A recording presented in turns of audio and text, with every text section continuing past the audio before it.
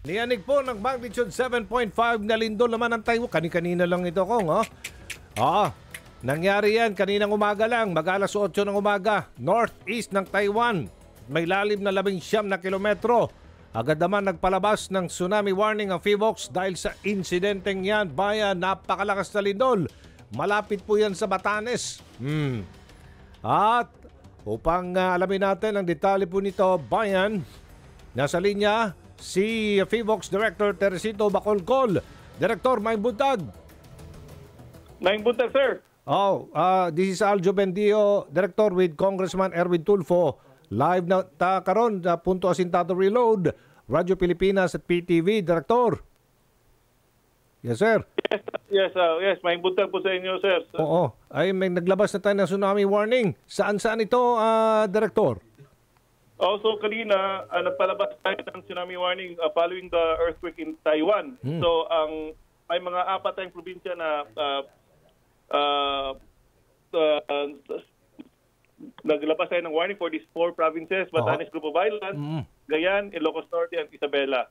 So, kaya kami naglabas ng tsunami warning for these areas kasi yung initial estimate natin, based on modeling, aabot ng 3 meters yung tsunami wave. Okay. But as of 9 a.m., nagiging 30 centimeters na lamang yung calculations natin. Okay. Okay. When you say 3 meters, sir, mga 10 feet ho yan, ano? 10 feet yung taas? Yes, more or less. Pero again, that was the initial estimate. That's the reason why Pero ngayon, sir, issue this tsunami warning. Pero ngayon, less than 30 centimeters na lamang. mga ilan po yan? Ilang pie? Isang pie po ba yan?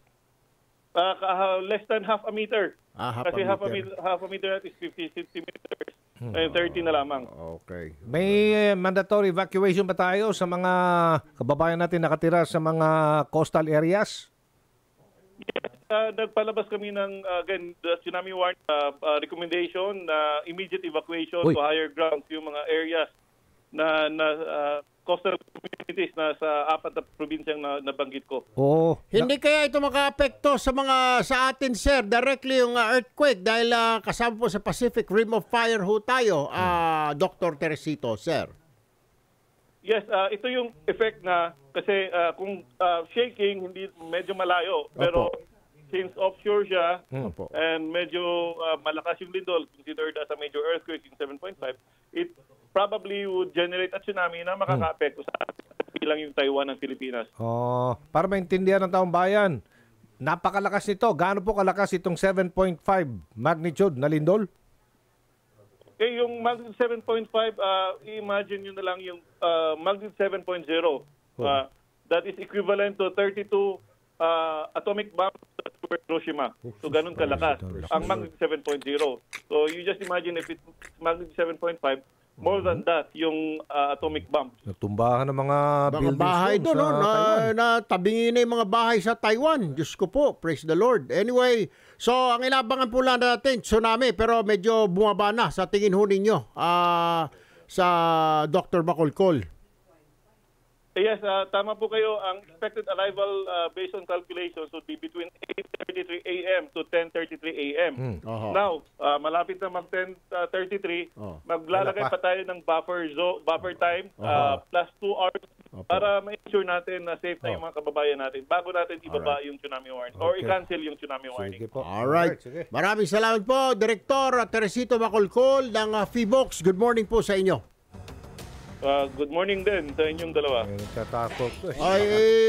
Balik mo nga ulit at yung mga video. Yung padala po ito ng isang OFW natin. Ayan tumagilid na yung building sa Taiwan ho yan. Diyos ko po. Sa Taipei ba ito? Sa Taipei. Ayan, tumabingi na. Diyos ko po naman. Ang dami pa ng mga Pilipino dyan. Magaganda na yung mga building na yan, yung mga matitibay na yan at meron na mga tinatawag na roller pero tumabingi pa rin. Patuloy pong minomonitor. Yan yung kinakatakot natin, bayan. Dito yan nangyari. Yung sinasabing the big one. Yan. Metro Manila. Ay yung mga bahay dito, Diyos ko po. Ang dami talaga. Ayan, kita mo, umuusok talaga. Alikabok. Maraming sabihin talagang Grabe. Ipagdasal po natin na hindi po mangyayari muna sa Pilipinas yan. May bayan. update pa ba ang DFA, Sal? Ang MECO yata. MECO or DFA, anong sabi nila? Anong sabi ng MECO dyan? Kumusta na? Di ba si Kuan dyan ngayon? Belo. Dating Labor Secretary Silvestre Bello III. Oo. Tanungin natin, balikan natin kung kayo may mga kamag-anak dyan sa Taiwan, sandali lang po, i-text ho at kumustahin nyo. Pero gagawa ko kami ng paraan as we go forward. Ito na, nasa linya na po ng aming telepono si MECO Chairman Secretary Silvestre Bello III. Wala po tayong embassy ho roon. Bagkos ito na lang tinatawag natin na MECO. Office po ito. Manila. Manila Economic Office kasi hindi pa po kinukonsider ang Taiwan isang nation. Dahil sinasabi ng China sa kanila yun. So, naitayo lang ho natin ang Manila Economic and Cultural Office. Okay? Wala po tayong embassy dyan. Anyway, kausapin po natin ngayon ang hepe ng MECO na si dating Secretary Silvestre Bello III. Magandang umaga, Secretary Bello or Chairman Bello, sir. Mayong buntag, Kong Erwin. Opo. Mayong buntag. Nandyan ho ba kayo ngayon sa Taiwan, Taipei, Secretary? Awa ng Diyos, kung kay namin meeting, mayroon kami meeting ni Ambassador Chao dito sa Pilipinas tungkol doon sa inaugurasyon ng kanilang bagong presidente at saka yung 1,000 metric ton na donation nila. Pag-usapan namin mamayang gabi, kaya umuwi ako dito sa Pilipinas. Pero ano ho balita ngayon, sir? Meron ba mga Pilipino na nasaktan sa nangyaring lindol kani-kanina lamang, Mr. Chairman? Awa ng Diyos, Kong Erwin o Darjo, wala. Yung sa MECO, 100% walang naapektuhan, walang casualty tayong OFW. Okay, wala pa. Ang masamang nangyari doon sa epicenter mismo sa Hualien, may isang building pero luma na kasi, matanda 1935 pa yata na building. Nag-collapse pero walang kahit isang Pilipino ang affected doon. Ay, salamat. Ilan po ba ang Pilipino nating mga kababayan dyan sa Taiwan po? Sa Taiwan, pagka-documented, Kong Erwin, mga 155,000. Okay. Pero alam mo naman, meron din mga illegal. Mga TNT. Ilan ho yan? Ilan yan? Abot siguro ng 200,000. Kasama na yung mga TNT, yung tago ng tago. Kasama na yung mga undocumented ang tawag natin. Pero ito ho ang na-confirm sa inyo ngayon lang na awa ng Diyos, wala pong nasaktan o anuman ng mga kababayan natin sa nangyaring lindol. Thanks God po, wala pa, Kong Erwin. Alright. Pero nakahanda naman po ang MECO kung sakasakaling later on the day, baka may mga nasugatan, ready naman po ang inyong opisina para ayudahan itong mga Pilipino na ito. Alerted na po kami. At in fact nga, naka-go-bag na lahat. At meron pa, maliban dun sa earthquake, Kong Erwin, na merong dun sa mountain area, nagkaroon ng landslide. Malayo ba ito sa kabisera, sa capital mismo ng Taiwan, sa Taipei?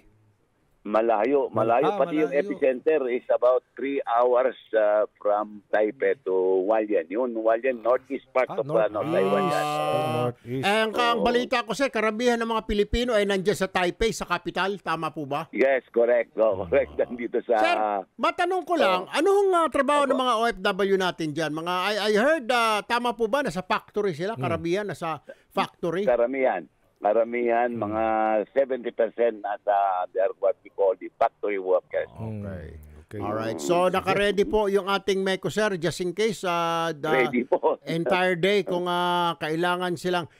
Meron po ba kayong plan, sir, dyan na sila magkontakan o kontakin po ang MECO office natin?